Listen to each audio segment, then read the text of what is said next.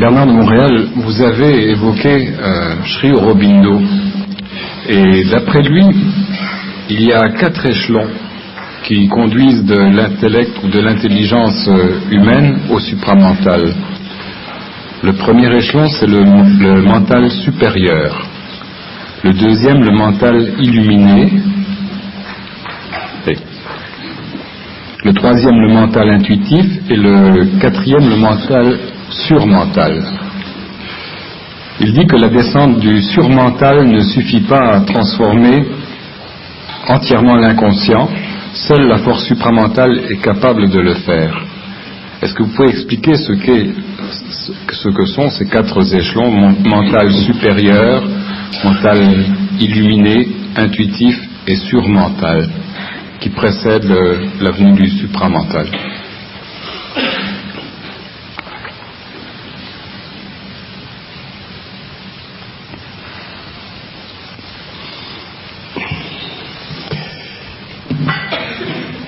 Bon, ce qu'on peut appeler le supramental. Les hommes vivront le supramental d'une façon probablement différente de certains hommes.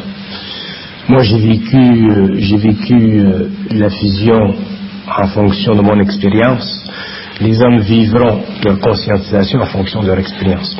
Je ne peux pas facilement parler de l'expérience de l'homme en la comparant à la mienne. Mais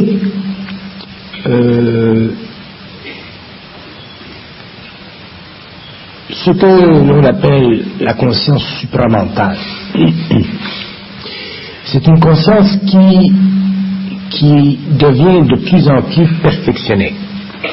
Et elle devient de plus en plus perfectionnée au fur et à mesure que l'homme passe par ces étapes-là, que vous nommez là. Si vous me renommez ces étapes, comment vous appelez? Mental supérieur. Bon, on va en prendre un à la fois. Ok, le mental supérieur. Parce que j'ai pas de mémoire. Le mental supérieur, c'est un mental qui commence à percer l'intelligence, mais en fonction d'un aide spirituel qui lui vient des hauts mondes de l'astral. Autrement dit, dans le mental supérieur, il y a encore beaucoup de spiritualité. Et cette spiritualité, elle est bonne parce qu'elle permet à l'homme de développer une très grande intuition, ce qui l'amène éventuellement à pouvoir reconnaître qu'il y a entre lui et la réalité des étapes évolutives, des étapes de progression, et ainsi de suite. Mais c'est pas fini.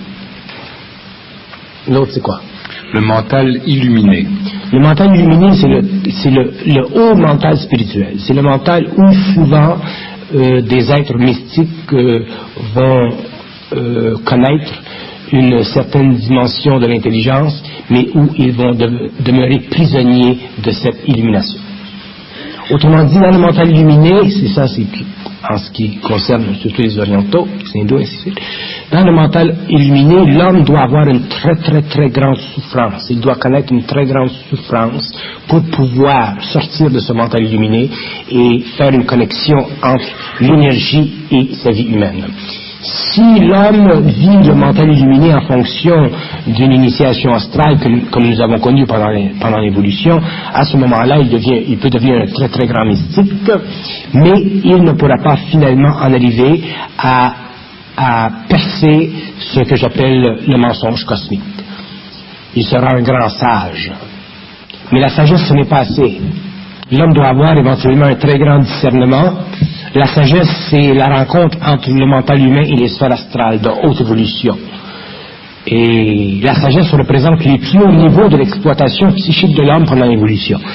Pendant l'évolution, l'homme devra développer un très grand discernement, c'est-à-dire il devra en arriver à être capable de contester toutes les formes de connaissances qui existent dans son mental historique.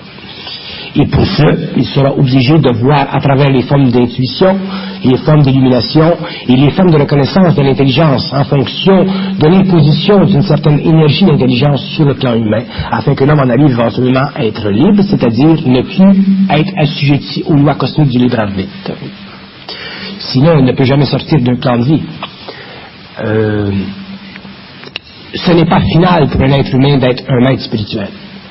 un être humain doit en arriver éventuellement à être cosmiquement libre, c'est-à-dire capable d'intérioriser son énergie et de l'extérioriser, c'est-à-dire de commander au monde de la mort.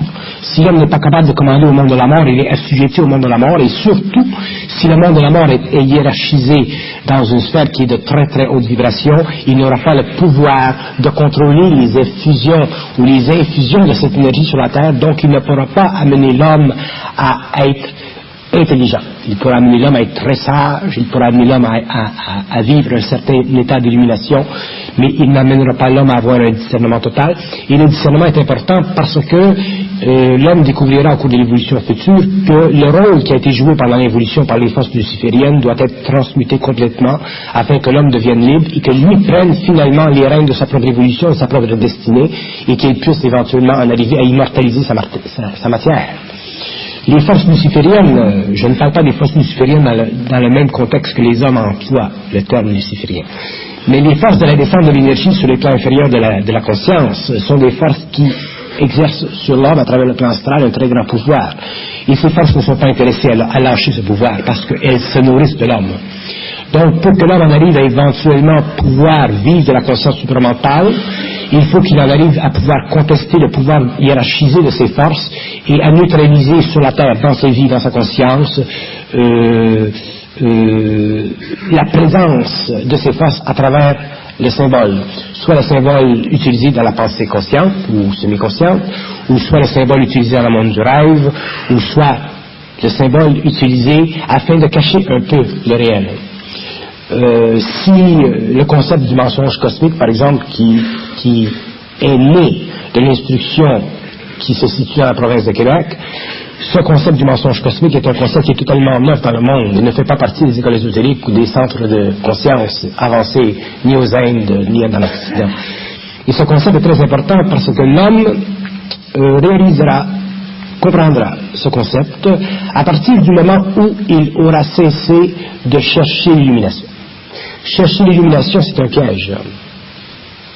C'est un piège qui fait partie de la très grande qualité d'âme de l'homme.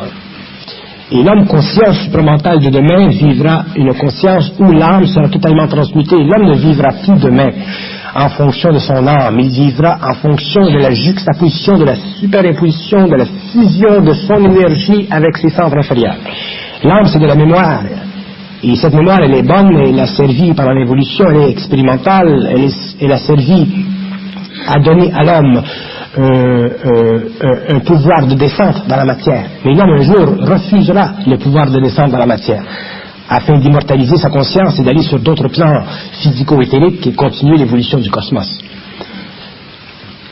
Alors la troisième catégorie, le troisième échelon, c'est le mental intuitif. Le mental intuitif, c'est un mental qui sert à l'homme, qui sert à spiritualiser l'homme, qui sert à faire avancer l'homme, et c'est un mental qui est très dangereux parce qu'à travers le mental intuitif, l'homme se fait servir des plats, c'est-à-dire qu'il se fait donner des idées, il se fait servir des pensées qui sont sous le contrôle d'entités plus ou moins évoluées sur le plan spirituel.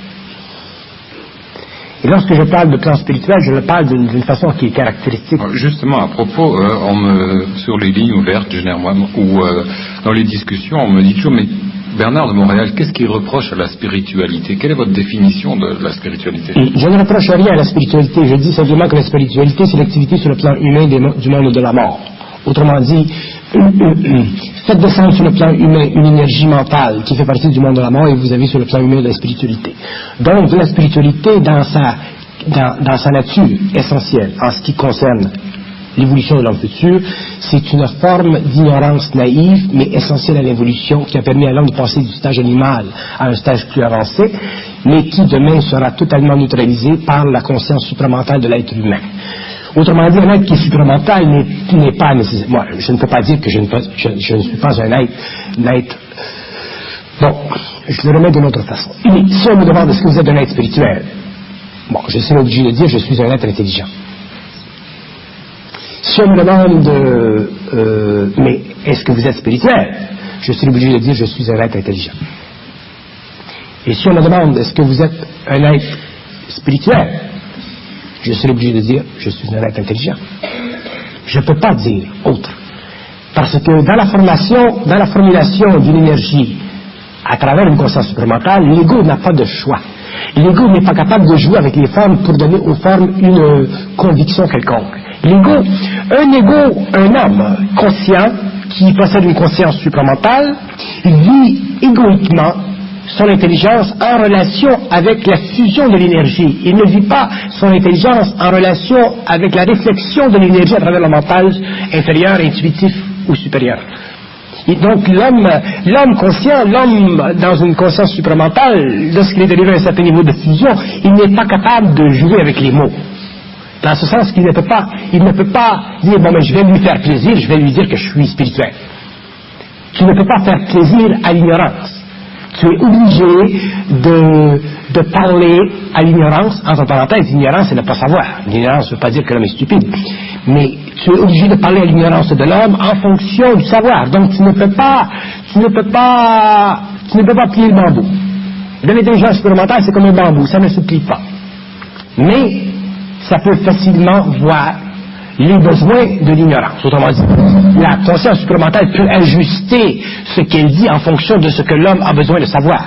Donc si on me demande si je parle à un théologien de Dieu, si je parle à un prêtre de Dieu, si je parle à un homme très religieux de Dieu, si je parle à ma mère de Dieu, si je parle à l'homme à différents niveaux d'évolution de Dieu, je lui parlerai de Dieu à différents niveaux d'évolution. Je ne peux pas parler de Dieu, j'emploie le terme Dieu parce que c'est le terme qui intéresse tout le monde, qui est le plus universel.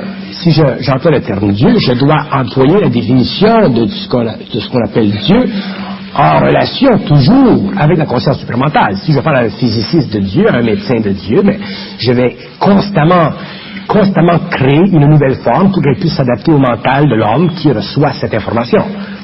Et lorsqu'une personne fait allusion à la spiritualité, vous comprenez qu'il fait allusion à un summum dans l'évolution. Oui, mais ça c'est une illusion astrale. La spiritualité, ce n'est pas le summum de l'évolution, c'est le début de la conscience. C'est pour ça que la spiritualité est très importante, mais elle est simplement le début de la conscience.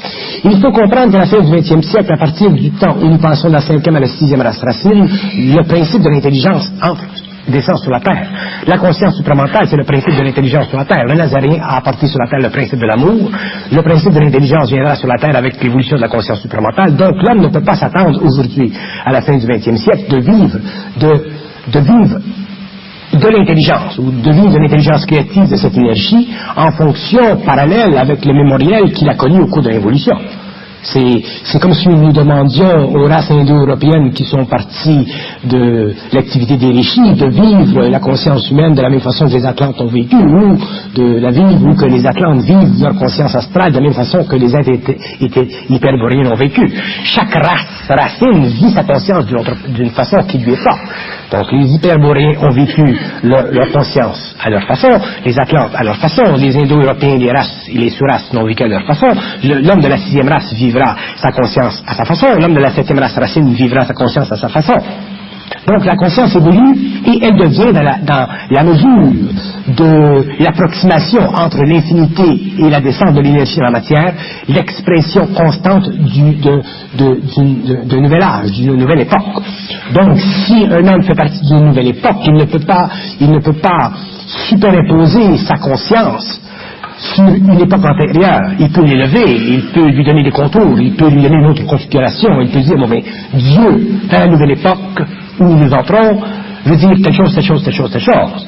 Espace, énergie, matière, spiritualité, monde de la mort veut dire telle chose, telle chose, telle chose. Nous ne sommes plus à l'âge des fils d'Adam, nous sommes à l'âge des fils du Melchisédek. Donc à partir du moment où l'homme il commence à faire partie de la famille des Melchisédek, à ce moment-là, il ne peut plus retourner en arrière pour avoir accès à la confirmation psychologique des motifs de son savoir. Il est obligé de vivre son savoir, de le porter sur ses épaules, un peu comme Prométhée devait le faire. Il y a des gens qui viennent me dire, qui viennent me voir et qui me disent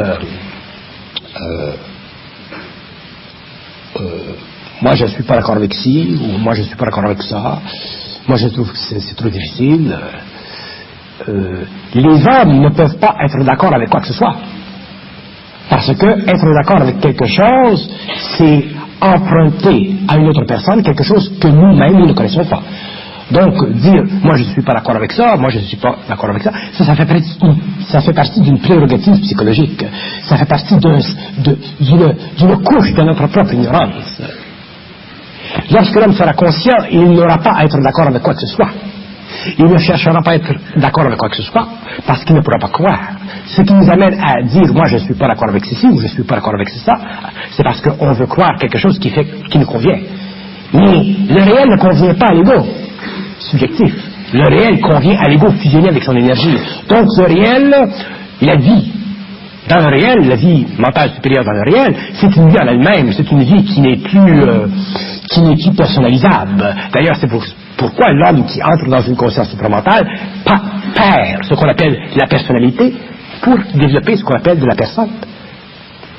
Plus il y a de personnes, moins il y a de personnalité. Moins il y a de personnalité, moins il y a de mémoire. Plus il y a de personnalité, plus il y a de mémoire.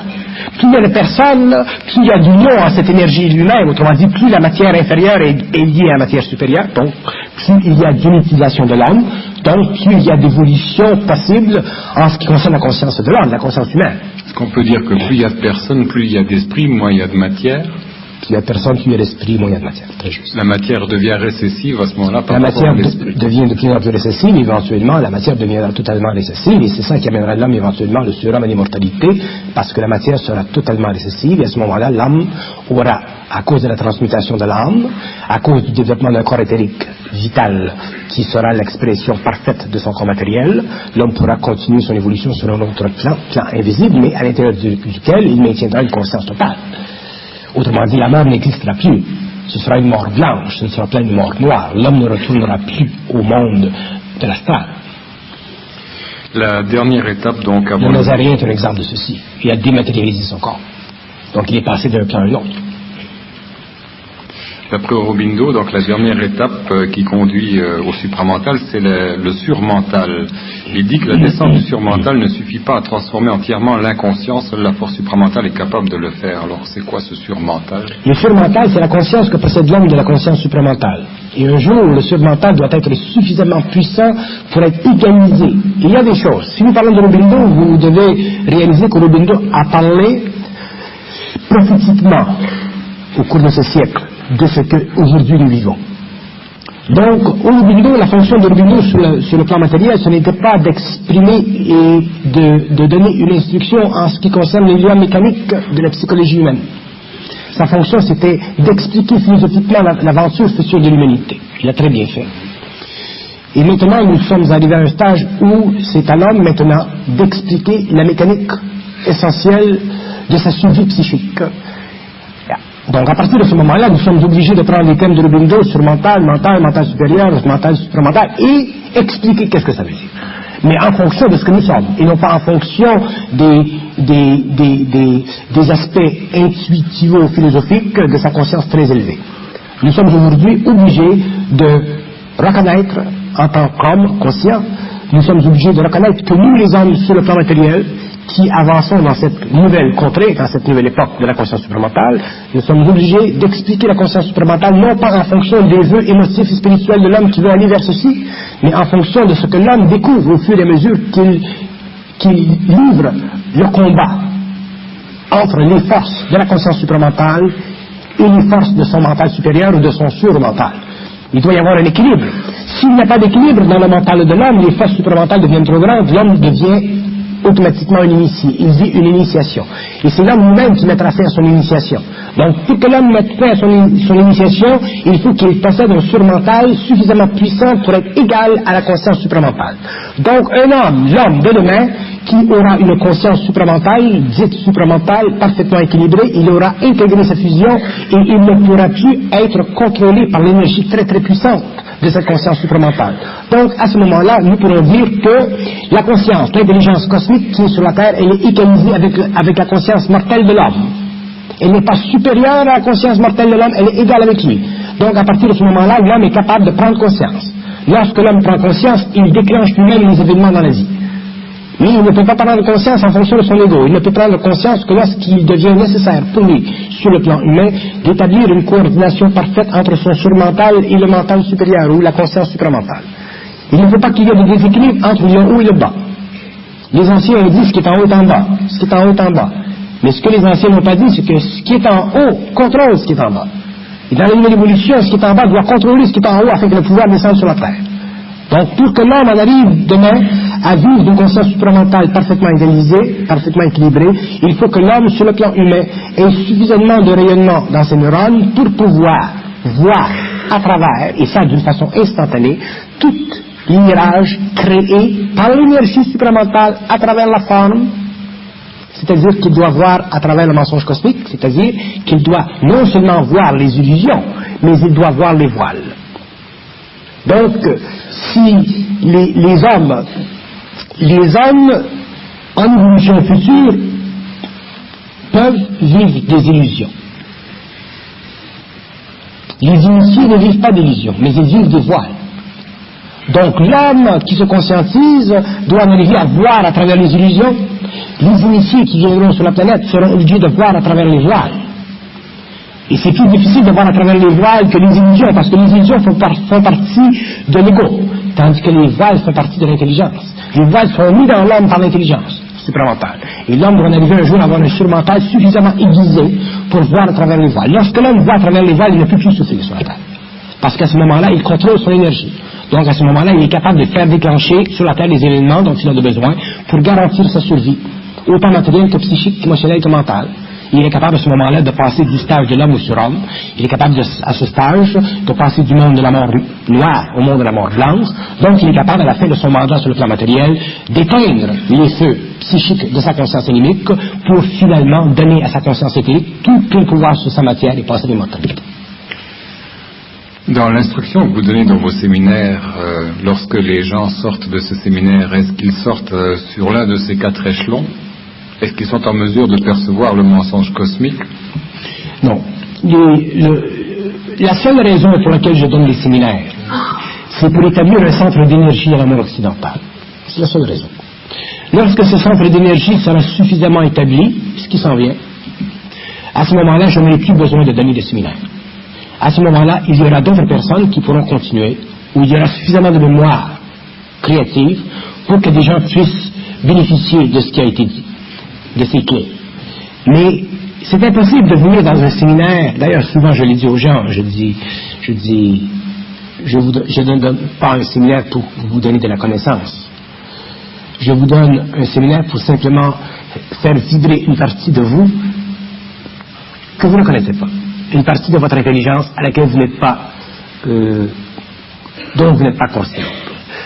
Et je leur dis, il y a en vous des choses que vous savez, mais que vous ne réalisez pas. Il y a des choses en vous que vous savez, mais si on vous dit que c'est pas vrai, ça tombe. Parce que votre ego n'est pas suffisamment conscient, centrique pour pouvoir réaliser que vous savez ça et que ça reste. Alors, les séminaires donnent des clés à l'homme pour lui faire comprendre la mécanicité de son ego, la mécanicité de son esprit, la mécanicité de ses émotions, et ainsi de suite. Mais lorsque l'homme sort de ce séminaire après 3 jours, il a une vibration. Parce que la parole, elle est vibratoire. Donc, c'est évident que si une personne vient à un séminaire, il y a une vibration. Cette vibration engendre un changement vibratoire dans le mental, et au cours des mois et des années, ce changement vibratoire, que l'homme ne peut pas mettre de côté, parce qu'il fait partie d'une conscience supérieure en lui qui n'est pas éveillée à son ego, mais qui est vitale, c'est cette énergie qui lentement travaille. Mais il faut que l'homme ne peut pas vivre cette énergie sans savoir ce qui se passe, sinon il deviendrait fou. Donc c'est une des raisons pourquoi il doit y avoir un centre d'énergie ici qui explique cette énergie. Si l'homme vivait cette conscientisation au niveau du supramental, il faudrait qu'il la vive dans un état de fusion instantanée pour ne pas craquer. Mais à ce moment-là, il paye le prix de l'initié. Il perd la personnalité, il perd la mémoire, comme moi je l'ai perdu en 69. Et à ce moment-là, il est complètement régi par cette énergie, mais éventuellement, il en arrive à égaliser le pouvoir de cette énergie avec le pouvoir de son mental. Mais les hommes n'ont pas tous la même capacité de souffrir le martyre mental. Donc ceux qui ont la capacité sur le plan évolutif de souffrir cette martyre mentale, ils viennent sur la planète, ils font une certaine instruction, l'homme ensuite peut vivre parce qu'ils ouvrent un chemin dans la forêt. Et à partir de ce moment-là, l'homme, avec les clés, peut commencer à comprendre, réaliser, mais il ne s'agit pas de venir dans un séminaire et croire qu'avec le séminaire, on comprend. Parce que comprendre, c'est une illusion. Savoir, c'est rien. Il n'y a rien à comprendre. Quand tu sais. Moi, je ne comprends rien. Je peux expliquer tout, mais je ne comprends rien. Comprendre, ça fait partie du mental inférieur. C'est une perte de temps. Donc, si tu comprends, tu cherches à comprendre. Si tu cherches à comprendre, tu vas en comprendre plus. Tu vas en comprendre plus, tu deviens malade de comprendre. Donc, c'est une queue. C'est comme le chien qui court après sa queue, ou le chat qui court après sa queue. Il faut éventuellement que l'homme passe à une autre étape d'évolution, une autre étape de conscience, où il n'est plus affairé à comprendre, où il est simplement affairé à créer mentalement. Ceci, c'est savoir. C'est fatigant à comprendre. Et moi, d'ailleurs, je l'ai déjà, souvent je parle de ceci parce que c'est une sorte de situation que moi j'ai vécue quand je suis venu de la jungle en 69, lorsque j'étais devant le petit aquarium dans une pharmacie. Et je n'étais pas habitué à mon état mental. Et donc j'étais devant cette petite pharmacie, et comme je commençais à vivre de cette communication intense de savoir qui n'arrêtait pas, mes centres n'étaient pas balancés, je demandais à cette force, à cette intelligence, de me parler des petits poissons. Et elle m'a parlé des petits poissons pendant 5 heures. Vous imaginez se faire parler de petits poissons pendant 5 heures, le mental il devient gros comme ça.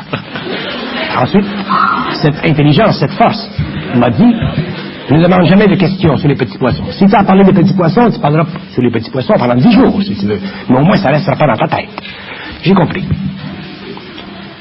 Mais il faut vivre l'expérience. Donc un homme conscient n'est pas intéressé à comprendre. Il sait. En sachant, il parle, donc il comprend. Moi, quand je parle, j'apprends des choses. Si je parle à la salle, j'apprends des choses. C'est intéressant. Je dis, c'est intéressant. Mais je ne peux pas garder ce que je dis dans la tête. Je vous demanderai de me dire si vous êtes d'accord avec l'énoncé suivant qui sort tout droit du scientisme ésotérique. Il n'y a qu'une seule substance cosmique racine dans l'univers fonctionnant en 7 états fondamentaux de vibration.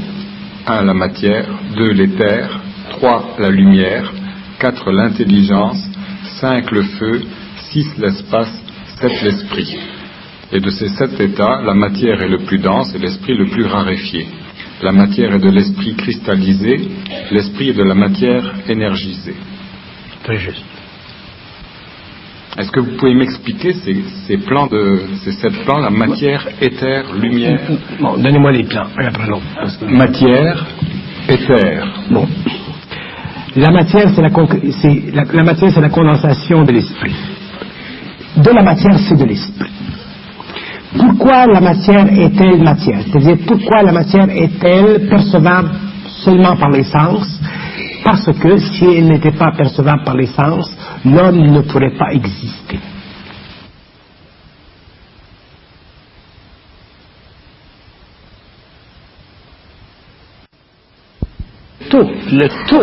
Le taux vibratoire de la matière, c'est une, qu'est-ce que j'ai dit?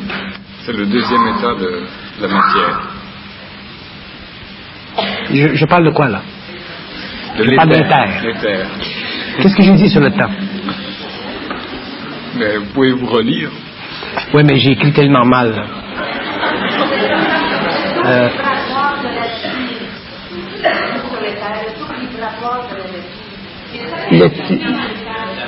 Oui, mais pourquoi j'ai dit le temps? C'est quoi le temps? Ouais. Je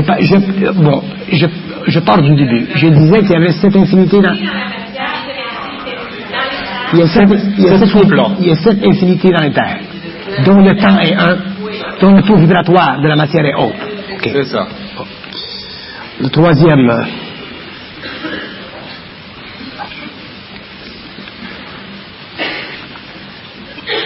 je suis obligé d'écrire cette information, je ne peux pas la parler.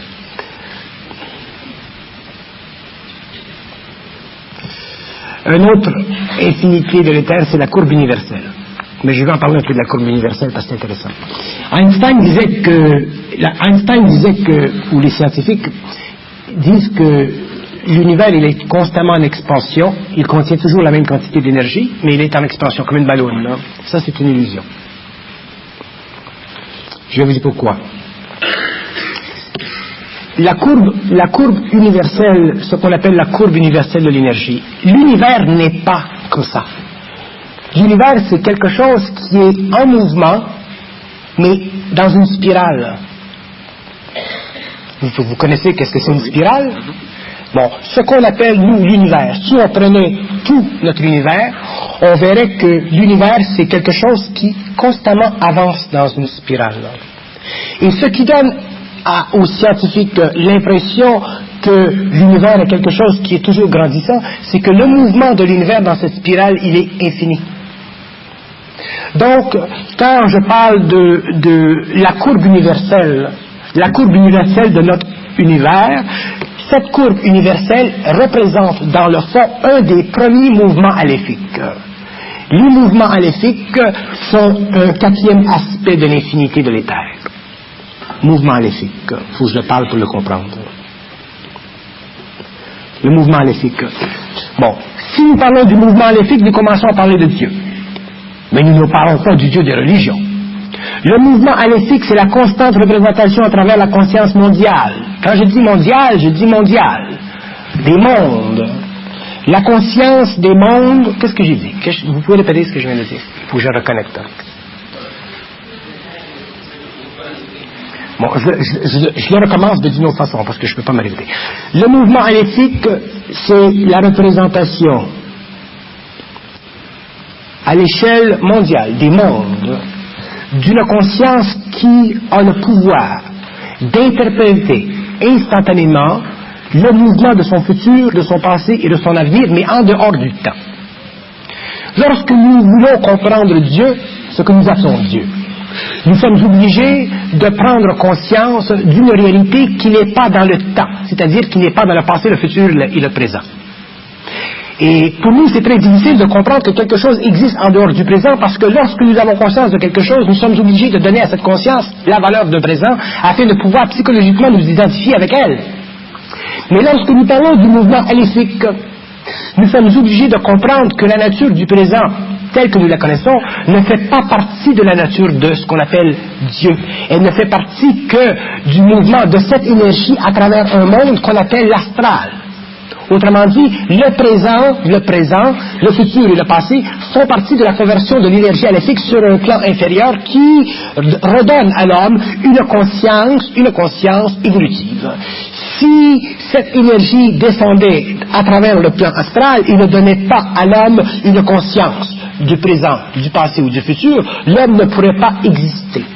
Alors c'est comme une réflexion, un cliché. Ce que vous appelez réflexion, c'est le mouvement de cette énergie sur un plan très très inférieur. Mais cette énergie, elle est en dehors de ce mouvement, donc elle est en dehors du présent, elle est en dehors du passé et elle est en dehors du futur. C'est pour ça que lorsque nous parlons de conscience cosmique, nous sommes obligés de parler de cette conscience aléphique, de ce mouvement aléphique, mais en dehors du temps. Parce qu'il faut comprendre qu'est-ce que c'est le temps. Le temps, ce n'est pas du temps. Le temps, c'est du temps pour nous parce que nous réfléchissons psychologiquement à l'événement qui crée par son mouvement un différentiel d'énergie sur le plan émotionnel et mental. Mais dans le fond, le temps, en dehors du présent, du futur et du présent, du passé, le temps n'existe pas.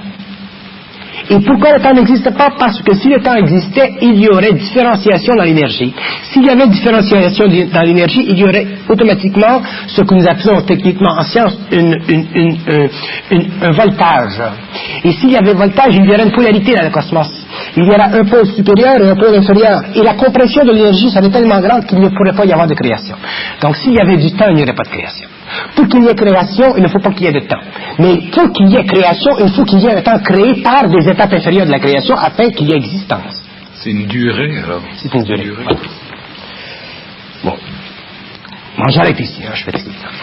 Vous comprenez ce que je veux dire? On écoutera les cassettes pour s'assurer d'avoir bien compris. Ah, j'arrête au 4e. Mais... Pouvez-vous me redonner la feuille? Oui. Oui. Non, ça c'est le stylo. Oui. Merci. Bon, là on en était à l'éther, mais un petit mot sur la lumière au moins. Un petit mot sur la lumière? Oui. Qu'est-ce que la lumière? Oui. Moi je suis... Moi, je vais vous dire une chose. Moi, je suis content de ne pas m'intéresser à rien.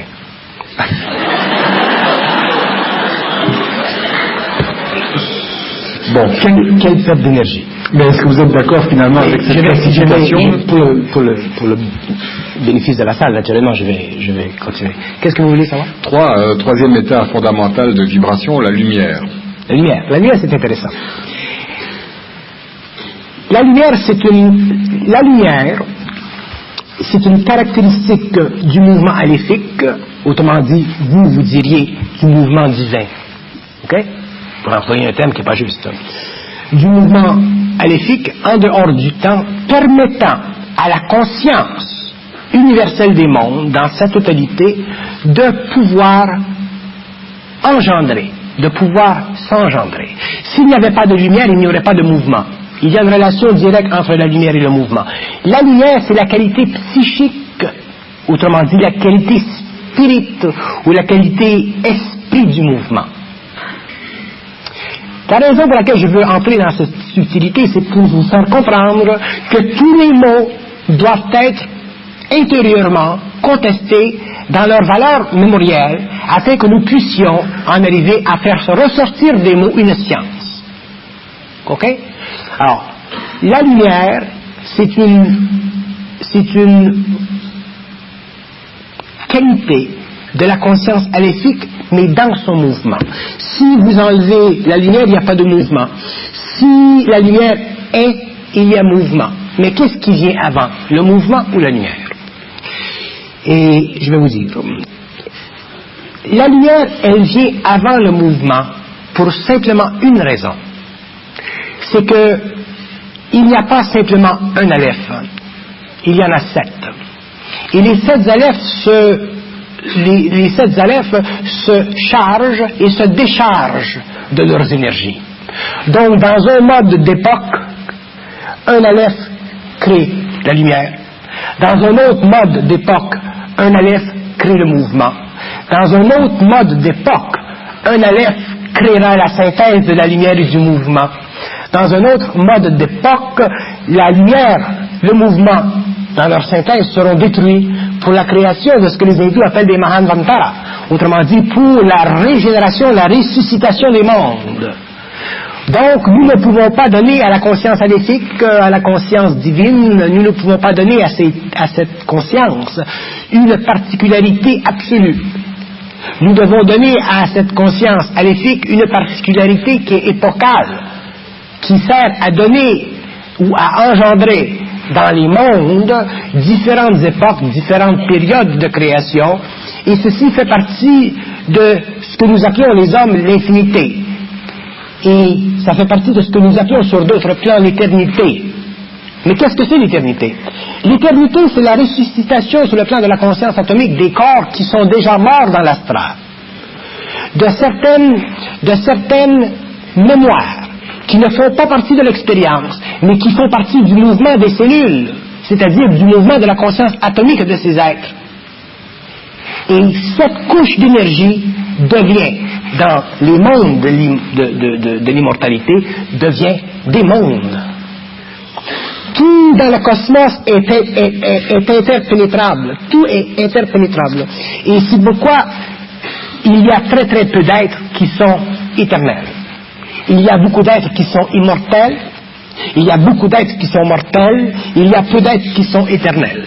Et plus le cosmos évolue, moins il y a de mortels, plus il y a des mortels, plus il y a d'éternels. Au stade où nous sommes aujourd'hui, il y a très peu d'immortels, il y a beaucoup de mortels, il y a très très peu d'éternels. Donc l'évolution, si nous parlons d'évolution des cosmos, des mondes, nous parlons de l'évolution de la mortalité à l'immortalité à l'éternité. Et lorsque la phase de la mortalité, de l'immortalité, de l'éternité sera terminée, nous ferons ensemble, autrement dit, tous les êtres, toute conscience, feront un. Et le monde n'existera plus comme il existe aujourd'hui, il y aura un autre mouvement. C'est pourquoi je dis, il ne faut pas penser à ces choses.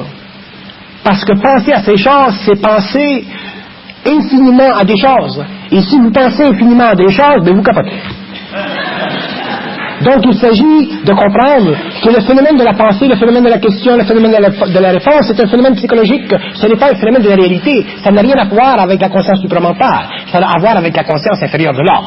Ceci fait partie de l'évolution, de l'expérience psychologique de l'homme, de l'ego.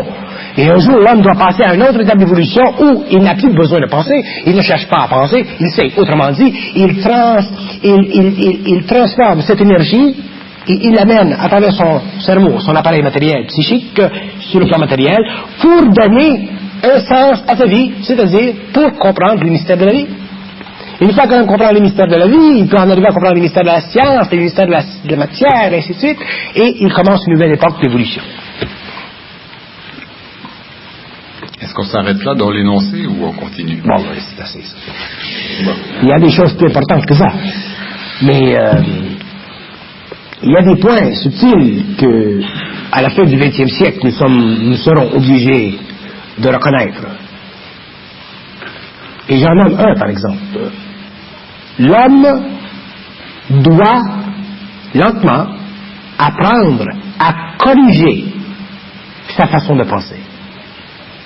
Dans ce sens que l'homme doit commencer finalement à réaliser que peut-être sa façon de penser, sa façon de voir, sa façon de sentir, elle est réelle, afin de pouvoir commencer à assumer le rôle de savoir.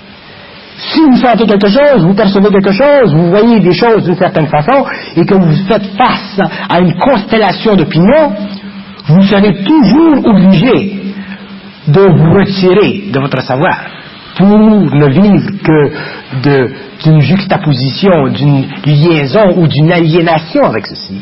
L'homme, en tant qu'individu, ne peut pas se permettre de créer de confréries psychologiques ou émotives ou psychiques avec le savoir de l'humanité, parce que l'humanité est dans l'ignorance. Et lorsque je dis que l'humanité est dans l'ignorance, je parle de l'ignorance à l'échelle mondiale dans tous les domaines de la vie humaine. Quand je parle de l'ignorance, je ne veux pas dire qu'il n'y a pas eu que l'homme n'a pas développé un intellect. De l'ignorance veut dire un aspect de la réalité qui est vu à travers le mental inférieur de l'homme. C'est ça de l'ignorance. Donc si l'homme, en tant qu'individu, a la capacité, à cause du fait qu'il est lumière, a la capacité de corriger cette vision des choses, cette vision de lui-même, ce rapport entre lui-même et la réalité, il le fera s'il est suffisamment évolué pour le faire.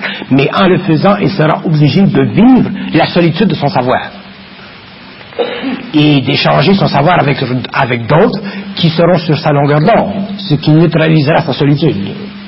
Mais l'homme ne peut pas se permettre, l'homme conscient, l'homme de la nouvelle évolution, ne peut pas se permettre de rechercher ou de chercher une confirmation de ce qu'il sait à travers l'historicité mémorielle de l'évolution. C'est ça que l'homme doit faire attention. Donc, souvent on me demande, est-ce qu'il y a des méthodes pour arriver à la conscience supramentale? Non. Il y a des méthodes pour arriver au ciel. Ça, c'est une chose. Il y a des méthodes pour... il y a toutes sortes de méthodes. Nos écoles ésotériques nous ont donné des méthodes depuis que l'homme est homme.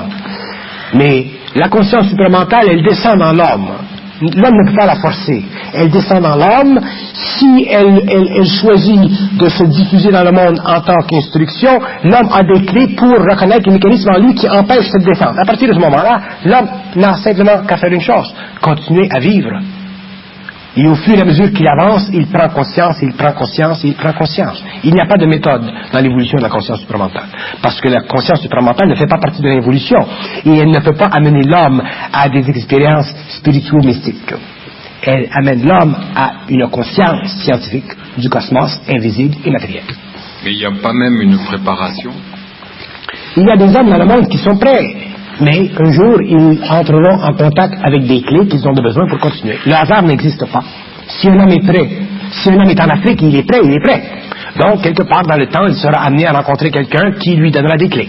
Nous n'avons pas besoin, sur le plan humain, de s'inquiéter de notre avenir en ce qui concerne l'évolution de la conscience humaine. Tout est là. Le hasard n'existe pas. Tous les hommes ont leur temps. L'évolution de la conscience supramentale, ce n'est pas la recherche ou la course à la spiritualité que nous avons connue au cours des années 30. Cette course à la spiritualité faisait partie de la désaffectation des masses avec le mémorial humain qui avait aliéné l'homme de sa réalité.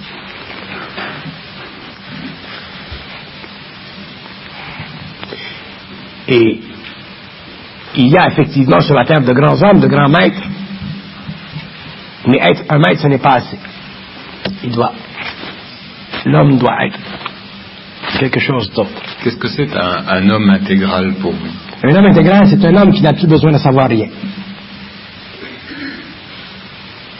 Parce qu'il sait.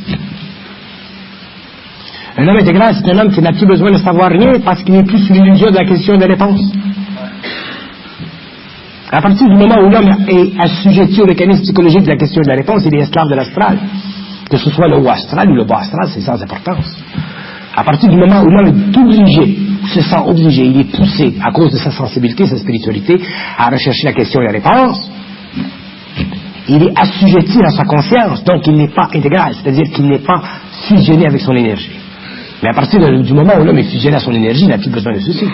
Donc à ce moment-là, il devient créatif, et dans la sphère où il opère, il peut rendre à l'humanité des services qui coïncident avec le pouvoir de cette intelligence créative. Mais il n'est plus assujetti à la recherche spirituelle. D'ailleurs, la recherche spirituelle, ça fera partie de l'antiquité de l'humanité demain. Ce que je trouve d'absolument extraordinaire sur notre planète, c'est que les religions et les sciences cartésiennes se combattent. Et un jour, elles devront se synthétiser. L'homme doit connaître la synthèse. L'homme doit comprendre la valeur de la science. Il doit comprendre la valeur de la religion, mais il ne doit pas être prisonnier ni de l'une ni de l'autre. Si l'homme comprend la valeur de la science, il est observateur de la science. S'il comprend la valeur de la religion, il est observateur de l'évolution spirituelle et psychique des hommes. Mais lui, il est en dehors de ceci.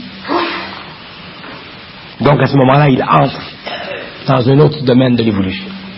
Mais il existe déjà des religions scientifiques aujourd'hui. Oui, ça fait partie de la synthèse. Oui. De plus en plus. J'ai amené un exemple ici peut-être de la fine pointe, ce qui représente la fine pointe de leurs affirmations, là. Je peux vous les lire? Oui. Ça vient d'une des religions scientifiques, là, qui fait une percée extraordinaire dans le monde entier aujourd'hui. Je ne la nommerai pas. La fréquence nutationnelle, c'est la rapidité par laquelle une unité cellulaire oscille ou vibre sur son axe. Tout plan ou dimension dans l'univers est différencié par la fréquence nutationnelle ou vibratoire de l'unité cellulaire. Quand il y a changement de la fréquence nutationnelle, le caractère de base de la substance change aussi. Question. Si nous étions capables de maîtriser parfaitement les 4 premiers plans qu'on vient de citer, matière, éther, lumière et intelligence, pourrions-nous vivre au-delà de la mort et de la réincarnation? Question. Notre intelligence s'ouvrirait-elle à toute connaissance atteignable à la conscience humaine, à une conscience intégrale? Oui, la réponse est oui. D'ailleurs, c'est ça la nouvelle évolution. Alors ça, c'est un exemple de religion à base scientifique aujourd'hui. Et c'est fait par des savants du monde entier, réunis. Oui. Mais ces savants-là, les savants qui font partie de cette religion, de cette école, si vous voulez, sont des êtres de demain qui essaient aujourd'hui de se libérer des contraintes psychologiques de la science moderne. Donc, ce sont tous des êtres marginaux.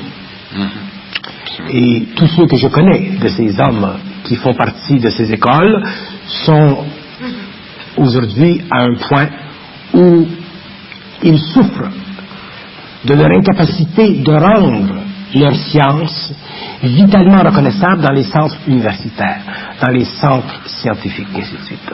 Donc, cette science-religion fait partie de leur évolution spirituelle, elle fait partie de leur recherche, elle fait partie de leurs affirmations, pour les amener un jour, ces hommes, à reconnaître qu'au niveau de la 6e race racine, où l'homme est capable d'entrer en contact avec l'éther à volonté, toute disposition qui leur permet aujourd'hui d'affirmer intuitivement un certain plan de connaissance ou une certaine délinéation de la connaissance future fera déjà partie de la conscience humaine. Autrement dit, ce que je veux dire, c'est que l'homme, lorsque l'homme sera conscientisé, lorsque l'homme aura vécu le passage, lorsque l'homme aura pris conscience de sa relation avec les terres, ceci, qui aujourd'hui est un précepte de la nouvelle religion scientifique, deviendra simplement une expression créative de son mental. Donc, il y a une différence majeure entre la définition des réalités subtiles des différentes formes de matière et la capacité à l'homme intégralement d'altérer ces matières. Aujourd'hui, ces hommes sont au niveau de la recherche intuitive, demain ils seront au niveau de l'action. Et lorsque ces hommes seront au niveau de l'action, nous connaîtrons sur la Terre une nouvelle civilisation, mais qui sera totalement occulte, c'est-à-dire qui ne sera pas comprise par les profanes, mais qui sera vécue par ceux qui font partie de la nouvelle génération d'hommes conscients. Bon, la conscience supramentale, là, s'achemine maintenant vers une conscience intégrale. Est-ce qu'on va voir de nouveaux pouvoirs de conscience, de nouvelles facultés se développer chez l'homme intégral? Oui, il y aura... D'ailleurs, c'est intéressant cette question. Les facultés psychiques de l'homme nouveau sont déjà en lui, mais elles sont contrôlées. C'est-à-dire qu'elles sont maintenues dans un état de non-affirmation, afin d'empêcher que l'homme nouveau détruise la civilisation qui existe aujourd'hui. Vous comprenez? Pour précipiter l'avènement de la sienne. Voilà. Alors, pour empêcher que l'homme nouveau précipite les choses et qu'il crée dans le monde un chaos terrible, il y a un temps. Mais ces forces sont dans l'homme et elles sont prêtes à être exercées. Mais l'homme ne pourra exercer ses forces que lorsqu'il sera parfaitement équilibré dans son énergie. Et tout ceci coïncide cosmiquement avec l'évolution, avec les événements, avec tout. C'est un tout. Quelle est la place de la personnalité et de l'impersonnalité chez l'homme intégral? Chez l'homme intégral, la personnalité est quelque chose que l'on regarde de dehors. Qu'on regarde de l'extérieur. De dehors. Oui. Et la personne ou l'impersonnalité, c'est ce que nous l'on vit. Comme s'il y a des gens dans la salle qui me regardent, on peut me donner une personnalité, ça vient de l'extérieur. Okay. Moi, je ne vis pas ce que l'on me donne. Donc, je vis de l'intérieur, l'impersonnalité. Mais l'impersonnalité, elle est personnelle à l'homme, et n'est pas percevable de l'extérieur. Donc, si je veux faire le clown, pour une raison quelconque, je peux faire le clown, je me crée une personnalité.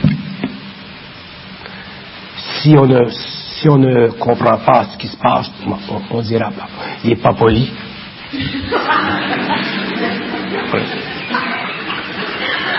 Mais si on comprend ce que je veux dire, on comprend autre chose.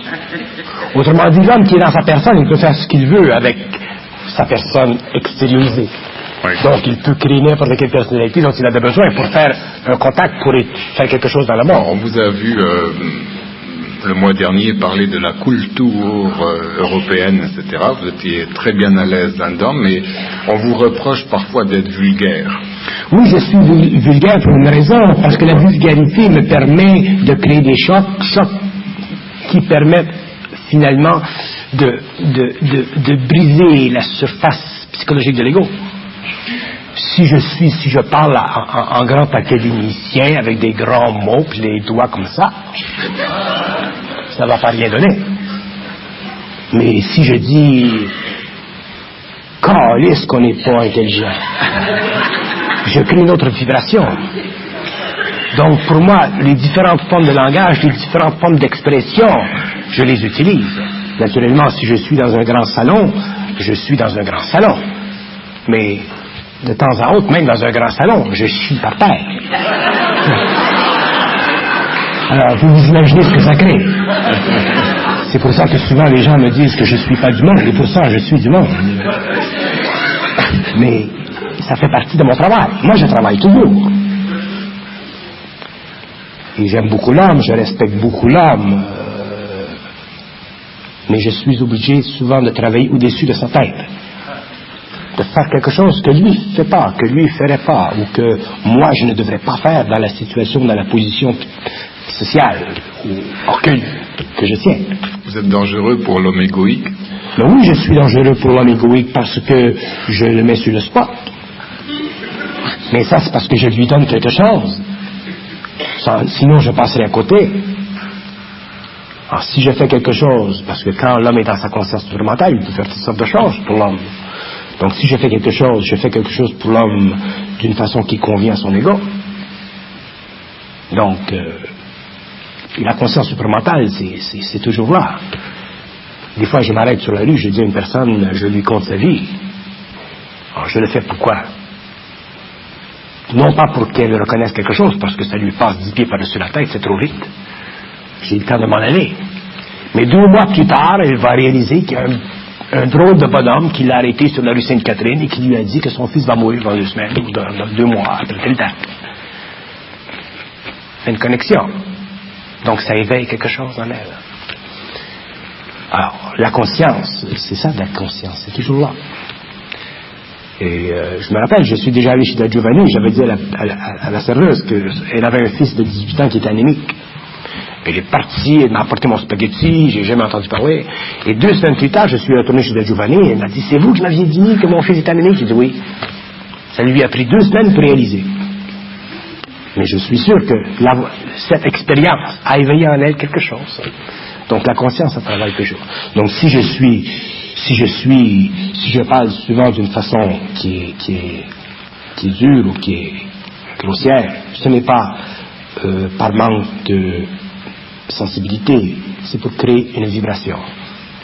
Souvent pour me rapprocher du monde, de l'homme, et ainsi de suite. Il y a toutes sortes de raisons. Dans la phase ultime du développement de la conscience intégrale, là, est-ce que l'homme, est-ce que le corps de l'homme deviendra un instrument fidèle de l'esprit? Est-ce qu'il va avoir une santé, une force, ou une durée, une perfection sous contrôle, une libération de la souffrance? Bon, je vais vous dire une chose. Les hommes qui vont passer d'un état de conscience à un autre sont marqués. Tout est su. Et les hommes qui passeront à cet état de conscience supramentale auront la force pour passer à travers tous les événements qui les amèneront à cette conscience supramentale. Donc, même si, au cours de cette initiation, ils vivront des périodes difficiles où le corps semble prendre des coups, éventuellement, il y aura réajustement de leur énergie et éventuellement, il y aura égalisation de ce qui est intérieur et extérieur. Il n'y a pas de hasard. Il n'y a pas de perte. Mais les hommes de la nouvelle évolution sont marqués. De quelque pays qu'ils soient, ils sont marqués. Tout est su.